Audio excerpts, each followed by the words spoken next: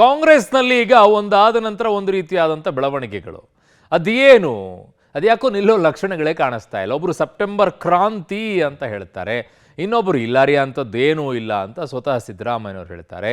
ಇನ್ನೊಂದು ಕಡೆಗೆ ಇಲ್ಲ ಬದಲಾವಣೆ ಆಗುತ್ತೆ, ಮುಖ್ಯಮಂತ್ರಿಗಳ ಬದಲಾವಣೆ ಅಂತ ಹೇಳಿ ಇಲ್ಲ ಸ್ವಲ್ಪ ಏನೋ ಒಂಚೂರು ಚೇಂಜಸ್ಗಳಾಗುತ್ತೆ ಅಂತ ಹೇಳ್ತಾರೆ. ಈಗ ಯತೀಂದ್ರ ಸಿದ್ದರಾಮಯ್ಯನವರು ಕೂಡ ವಿಧಾನ ಪರಿಷತ್ನ ಸದಸ್ಯರು ಹೇಳ್ತಾ ಇದ್ದಾರೆ, ಮುಖ್ಯಮಂತ್ರಿಗಳಾಗಿ ಸಿದ್ದರಾಮಯ್ಯನವರೇ 5 ವರ್ಷ ಕಂಪ್ಲೀಟ್ ಮಾಡ್ತಾರೆ ಅಂತೇಳಿ. ಅದು ಸ್ವತಃ ಸಿದ್ದರಾಮಯ್ಯನವ್ರಿಗೆ ಗೊತ್ತಿಲ್ಲ 5 ವರ್ಷ ಕಂಪ್ಲೀಟ್ ಮಾಡ್ತಾರೋ ಇಲ್ಲೋ ಅಂತೇಳಿ, ಅವರೇ ಡೌಟಲ್ಲಿದ್ದಾರೆ. ನೋಡಿ ಈ ಸ್ಟೋರಿಯನ್ನು. ಕಾಂಗ್ರೆಸ್ನಲ್ಲಿ ಸೆಪ್ಟೆಂಬರ್ ಕ್ರಾಂತಿ ಬಿರುಗಾಳಿ. 5 ವರ್ಷಗಳ ಕಾಲ ಸಿದ್ದರಾಮಯ್ಯರೇ ಸಿಎಂ. ಸಿದ್ದರಾಮಯ್ಯ ಪರ ಪುತ್ರ ಯತೀಂದ್ರ ಬ್ಯಾಟಿಂಗ್. ರಾಜ್ಯ ಕಾಂಗ್ರೆಸ್ನಲ್ಲಿ ಸೆಪ್ಟೆಂಬರ್ ಕ್ರಾಂತಿ ಎಂಬ ಸಚಿವ ರಾಜಣ್ಣ ಹೇಳಿಕೆಯ ಬಿರುಗಾಳಿ ಬೀಸುತ್ತಿದೆ. ಈ ಸಂಬಂಧ ಪ್ರತಿಕ್ರಿಯಿಸಿರುವ ಸಿಎಂ ಸಿದ್ದರಾಮಯ್ಯ ಪುತ್ರ ಎಂಎಲ್ಸಿ ಯತೀಂದ್ರ 5 ವರ್ಷಗಳ ಕಾಲ ಸಿದ್ದರಾಮಯ್ಯನವರೇ ಸಿಎಂ ಅಂತ ಘಂಟಾಘೋಷವಾಗಿ ಹೇಳಿದ್ದಾರೆ. ಅಲ್ಲದೆ ಸಿದ್ದರಾಮಯ್ಯನವರಿಗೆ ಹೈಕಮಾಂಡ್ ಬೆಂಬಲ ಕೂಡ ಇದೆ. ಸಿಎಂ ಬದಲಾವಣೆ ಬಗ್ಗೆ ಹೈಕಮಾಂಡ್ ಸೂಚನೆ ಬಂದಿಲ್ಲ, ಕೆಲವು ಗುಂಪಿನ ನಾಯಕರಷ್ಟೇ ಬದಲಾವಣೆ ಅಂತಿದ್ದಾರಷ್ಟೇ ಅಂತ ಸ್ಪಷ್ಟನೆ ಕೊಟ್ಟಿದ್ದಾರೆ. ಸರ್, ಮೊದಲನೇದಾಗಿ ಇವತ್ತು ದಸರಾದ ಮೀಟಿಂಗ್ ಮಾಡಿದ್ರಿ, ಅದೆಲ್ಲದಕ್ಕಿಂತ ಪ್ರಮುಖವಾಗಿ ನಡೀತಾ ಇರುವಂತ ಚರ್ಚೆ ಈಗ ಯಾರು ಮುಖ್ಯಮಂತ್ರಿ ಬದಲಾವಣೆ ವಿಚಾರ. ಅದ್ರ ಬಗ್ಗೆ ಮಾತನಾಡಿದ್ನಲ್ಲ, ಸರ್ಕಾರ ಬಂದಾಗಿಂದನೂ ಕೂಡ ಆ ಮಾತುಗಳನ್ನು ಹೇಳ್ತಾನೆ ಇದ್ದಾರೆ. ಬಟ್ ಮುಖ್ಯಮಂತ್ರಿ ವರ್ಗಗಳು ಬದಲಾವಣೆ ಆಗಿಲ್ಲ, ಆಗೋದು ಇಲ್ಲ. ಸರ್ಕಾರ ಸ್ಥಿರವಾಗಿದೆ, ಸರ್ಕಾರ ಚೆನ್ನಾಗಿ ಕೆಲಸ ಮಾಡ್ತಿದೆ. ಯಾವ ಶಾಸಕರಾಗ್ಲಿ ಕೂಡ ಹೈಕಮಾಂಡ್ ತೀರ್ಮಾನ ಆಗ್ಲಿ ಪಕ್ಷದ ವಿರುದ್ಧವಾಗಿ ಹೋಗುವಂತ ಕೆಲಸ ಮಾಡಿ. ಯಾಕೆ ಸರ್ ಪದೇ ಪದೇ ಚರ್ಚೆ ಎಲ್ಲಾ ಸರ್ಕಾರಗಳಿದ್ದಾಗ್ಲೂ ಆಗುತ್ತೆ, ಅದೇ ನಮ್ಮ ಸರ್ಕಾರಕ್ಕೆ ಹೊರತಲ್ಲ ಅದು. ಯಾರು ಏನೇ ಅಂದ್ರೂ ಕೂಡ ನಮ್ಮಪ್ಪ 5 ವರ್ಷ ಮುಖ್ಯಮಂತ್ರಿ ಆಗಿರ್ತಾರೆ ಅನ್ನುವಂಥ ಮಾತನ್ನ ಡಾಕ್ಟರ್ ಯತೀಂದ್ರ ಅವರು ಹೇಳಿದ್ದಾರೆ. ಅವರು ಪದೇ ಮಾತನ್ನು ಹೇಳ್ತಾನೆ ಇದ್ದಾರೆ. ಇವತ್ತು ಕೂಡ ಅವರು ಪುನರುಚ್ಚರಿಸ್ತಾರೆ, ನಮ್ಮಪ್ಪ 5 ವರ್ಷದ ಮುಖ್ಯಮಂತ್ರಿ ಅನ್ನುವಂಥದ್ದು. ಸಿಎಂ ಬದಲಾವಣೆ ವಿಚಾರ ಮೊದಲಿಂದಲೂ ಚರ್ಚೆಯಲ್ಲಿದೆ. ಒಂದು ಗುಂಪಿನವರು ಈ ರೀತಿ ಪ್ರಯತ್ನ ಮಾಡ್ತಾ ಇದ್ದಾರೆ ಅನ್ನುವ ಮೂಲಕ ಪರೋಕ್ಷವಾದ ಒಂದು ರೀತಿಯ ಟಾಂಗನ್ನು ಕೂಡ ಕೊಟ್ಟಿದ್ದಾರೆ. ಅದನ್ನು ಹೊರತುಪಡಿಸಿ ಯಾವುದೇ ಬದಲಾವಣೆಯ ಮಾತು ಸದ್ಯಕ್ಕಿಲ್ಲ. 5 ವರ್ಷಗಳ ಕಾಲ ಸಿದ್ದರಾಮಯ್ಯ ಅವರೇ ಸಿಎಂ ಆಗಿರ್ತಾರೆ ಅನ್ನುವುದು ಅವರ ಪುತ್ರ ಡಾಕ್ಟರ್ ಯತೀಂದ್ರ ಅವರ ಮಾತು. ಸಿಎಂ ಬದಲಾವಣೆ ಅನ್ನೋದನ್ನ ಕಾಲ ನಿರ್ಣಯ. ಸಚಿವ ಕೆಎನ್ ರಾಜಣ್ಣ ಹೊಸ ಹೇಳಿಕೆ. ಆಗಸ್ಟ್ ಸೆಪ್ಟೆಂಬರ್ ಕ್ರಾಂತಿ ಆಗುತ್ತೆ ಎಂಬ ತಮ್ಮ ಹೇಳಿಕೆಯನ್ನು ಸಚಿವ ರಾಜಣ್ಣ ಸಮರ್ಥಿಸಿಕೊಂಡಿದ್ದಾರೆ. ತುಮಕೂರಿನಲ್ಲಿ ಮಾಧ್ಯಮಗಳಿಗೆ ಪ್ರತಿಕ್ರಿಯಿಸಿದ ರಾಜಣ್ಣ, ಕ್ರಾಂತಿ ಎಂದರೆ ಹಸಿರು ಕ್ರಾಂತಿಯೂ ಆಗಬಹುದು, ಬರೀ ಕಾಂಗ್ರೆಸ್ನಲ್ಲಿ ಮಾತ್ರ ಕ್ರಾಂತಿ ಅಂತ ಯಾಕೆ ಭಾವಿಸ್ತೀರಾ? ನಾನು ಹೇಳಿದ ತಕ್ಷಣ ಬರೀ ಕಾಂಗ್ರೆಸ್ನಲ್ಲಿ ಮಾತ್ರ ಕ್ರಾಂತಿ ಆಗುತ್ತೆ ಅಂತ ಅನ್ಕೊಳ್ಬಾರ್ದು. ಬಿಜೆಪಿಯಲ್ಲೂ ಕ್ರಾಂತಿ ಆಗ್ತಿದೆ, ಕೇಂದ್ರದಲ್ಲೂ ಕ್ರಾಂತಿ ಆಗಬಹುದು ಎಂದಿದ್ದಾರೆ.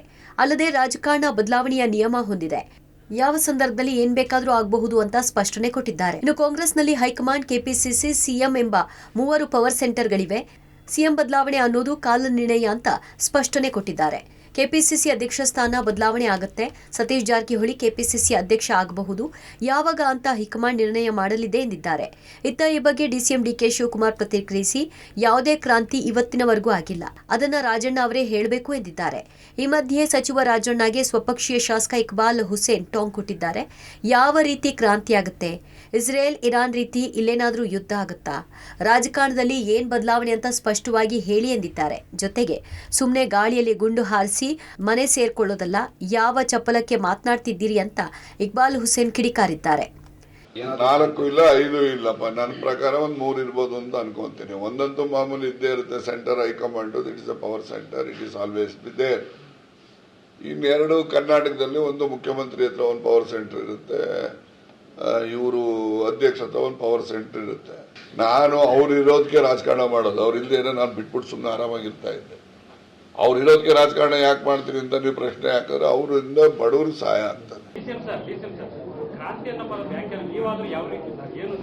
ಚೀಫ್ ಮಿನಿಸ್ಟರ್ ಇದ್ದಾರೆ, ರಾಜಣ್ಣ ಅವರು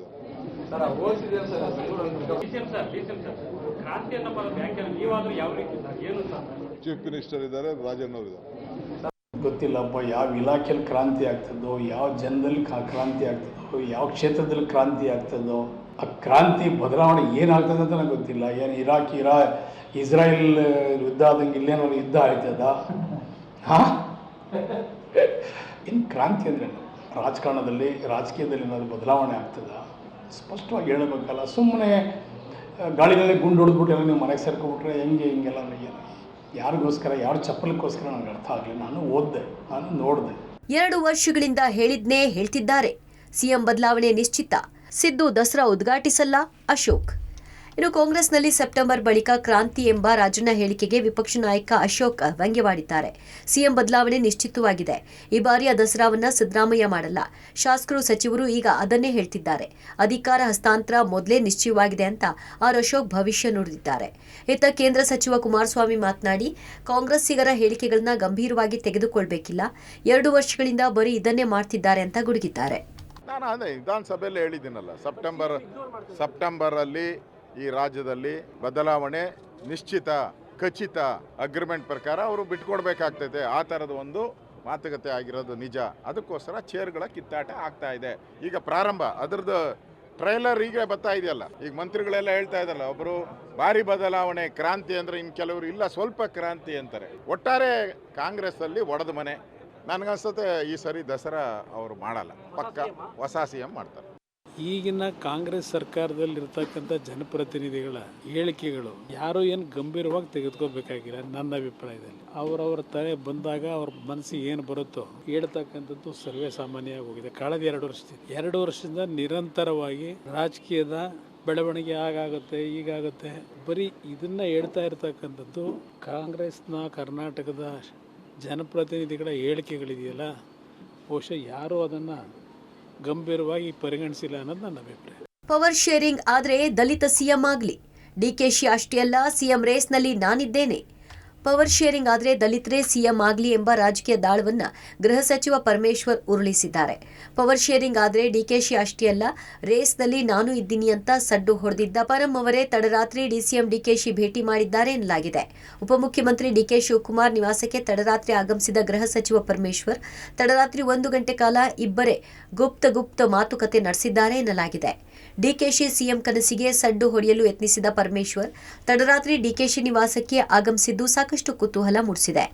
ಇನ್ನು DKShi Parameshwar midnight power sharing meeting ಬಗ್ಗೆ ಡಿಸಿಎಂ ಡಿಕೆಶಿ ಸ್ಪಷ್ಟನೆ ಕೊಟ್ಟಿದ್ದಾರೆ.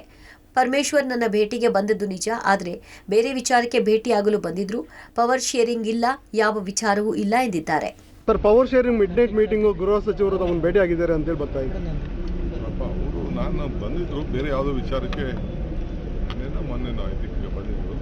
ಮಿಡ್ನೈಟ್ ಮೀಟಿಂಗ್ ನಾವೇನು ಮಾಡೋಂಗಿಲ್ಲ. ಪವರ್ ಶೇರಿಂಗ್ ವಿಚಾರ ಯಾವ ವಿಚಾರನೂ ಚರ್ಚೆ ಇಲ್ಲ. ಎಲ್ಲ ಸೇರಿ ಒಟ್ಟಿಗೆ ಕೆಲಸ ಮಾಡಬೇಕು. ಪಕ್ಷದ ವತಿಯಿಂದ ಎಲ್ಲರೂ ಕೂಡ ಶಿಸ್ತಿನಲ್ಲಿ ಕೆಲಸ ಮಾಡಬೇಕು. ಅಷ್ಟು ಬಿಟ್ಟರೆ ಇಸ್ ನಥಿಂಗ್. ಪವರ್ ಶೇರಿಂಗ್ ಆದರೆ ಕೇವಲ ಡಿಕೆ ಶಿವಕುಮಾರ್ ಅವರು ಮಾತ್ರ ರೇಸಲ್ಲಿ ಇಲ್ಲ, ದಲಿತ CM ಕೂಡ ಬೇಕು ಅನ್ನುವಂಥ ನಿಟ್ಟಿನಲ್ಲಿ ಸಚಿವ ಪರಮೇಶ್ವರ್ ಸಮಾನ ಮನಸ್ಕ ಸಚಿವರ ಸಭೆ ನಡೆಸಿದ್ರು. ಆ ನಂತರದಲ್ಲಿ ಡಿಕೆ ಶಿವಕುಮಾರ್ ಮತ್ತು ಪರಮೇಶ್ವರ್ ನಡುವಿನ ಸಂಬಂಧ ಅಷ್ಟಕ್ಕಷ್ಟೇ ಅನ್ನುವಂಥ ರೀತಿಯಲ್ಲಿತ್ತು. ಆದರೆ ಅಚ್ಚರಿ ಬೆಳವಣಿಗೆ ಒಂದರಲ್ಲಿ ತಡರಾತ್ರಿಯಲ್ಲಿ ಗೃಹ ಸಚಿವ ಪರಮೇಶ್ವರ್ DCM ಡಿಕೆ ಶಿವಕುಮಾರ್ ನಿವಾಸಕ್ಕೆ ಭೇಟಿ ಕೊಟ್ಟಿದ್ದಾರೆ. ಇಬ್ಬರು 1 ಗಂಟೆಗೂ ಹೆಚ್ಚು ಕಾಲ ನಡೆಸಿದ ಗುಪ್ತ ಮೀಟಿಂಗಲ್ಲಿ ಏನಿತ್ತು, ಹಾಗಾದರೆ ಯಾವೆಲ್ಲ ವಿಚಾರವನ್ನು ಚರ್ಚೆ ಮಾಡಿದ್ದಾರೆ ಅನ್ನುವಂಥದ್ದು ಕಾಂಗ್ರೆಸ್ ಪಾಳೆಯದಲ್ಲಿ ಈಗ ಸಾಕಷ್ಟು ಚರ್ಚಿತವಾಗ್ತಿರುವಂಥ ಬೆಳವಣಿಗೆ. ಕಾಂಗ್ರೆಸ್ನಲ್ಲಿ ರೆಬಲ್ಸ್ ಕಂಟ್ರೋಲ್ಗೆ ಫಾರ್ಮುಲಾ, ಶಿಸ್ತು ಕ್ರಮದ ಮೂಲಕ ಬಿಸಿ ಮುಟ್ಟಿಸಲು ನಿರ್ಧಾರ. ಕಾಂಗ್ರೆಸ್ನಲ್ಲಿ ರೆಬಲ್ಸ್ನ ಟ್ರಬಲ್ ಕಂಟ್ರೋಲ್ಗೆ ಹೊಸ ಸೂತ್ರ ಜಾರಿಗೆ ಎಐಸಿಸಿ ಮುಂದಾಗಿದೆ ಎನ್ನಲಾಗಿದೆ.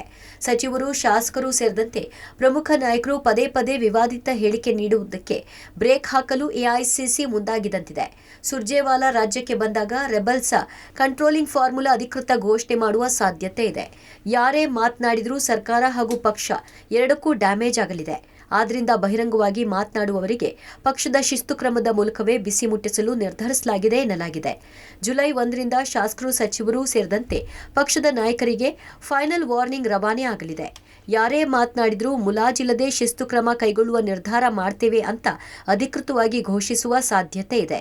ಕಾಂಗ್ರೆಸ್ನ ರೆಬಲ್ಸ್ ಅಂಡ್ ಟ್ರಬಲ್ಸ್ ಶಾಸಕರು ಮತ್ತು ಸಚಿವರಿಗೆ ಕಡಿವಾಣ ಹಾಕಲೇಬೇಕು ಅನ್ನುವಂಥ ತೀರ್ಮಾನಕ್ಕೆ ಎಐಸಿಸಿ ಬಂದಂತೆ ಕಾಣಿಸ್ತಾ ಇದೆ.